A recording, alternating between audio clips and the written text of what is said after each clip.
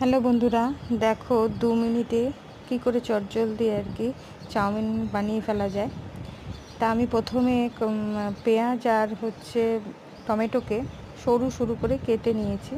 এবার তারপরে সেটা কড়াইতে তেল দিয়ে পেঁয়াজ এবং টমেটো দুটো একসঙ্গেই দিয়ে দিয়েছি, দিয়ে একটু হালকা করে ভেজে নিয়েছি। ভাজা হয়ে যাওয়ার পরে তার মধ্যে একটু সামান্য শুকনো লঙ্কা গুঁড়ো দিয়েছি একটু ঝাল হওয়ার জন্য। এটা অপশনাল, তোমরা যদি ঝাল না খাও সেক্ষেত্রে নাও দিতে পারো। আবার অনেকে কাঁচা লঙ্কা দিয়ে দেয়।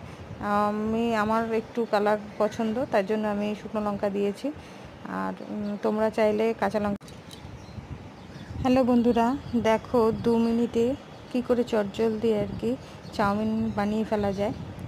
তা আমি প্রথমে পেঁয়াজ আর টমেটোকে সরু সরু করে কেটে নিয়েছি।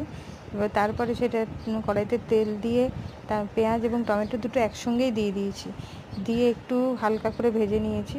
ভাজা হয়ে যাওয়ার পরে তার মধ্যে একটু সামান্য শুকনো লঙ্কা গুঁড়ো দিয়েছি একটু ঝাল হওয়ার জন্য। এটা অপশনাল, তোমরা যদি ঝাল না খাও সেক্ষেত্রে নাও দিতে পারো। আবার অনেকে কাঁচা লঙ্কা দিয়ে দেয়। আমার একটু কালার পছন্দ, তার জন্য আমি শুকনো লঙ্কা দিয়েছি। আর তোমরা চাইলে কাঁচা লঙ্কাও দিতে পারো। কাঁচা লঙ্কাতেও একটা সুন্দর গন্ধ আসে, ফ্লেভারটাও খুব সুন্দর পাওয়া যায়।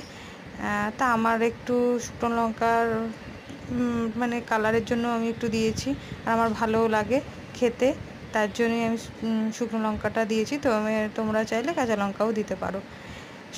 আমি বাদবাকি চাউমিনটাও দিয়ে দিলাম। এটাতে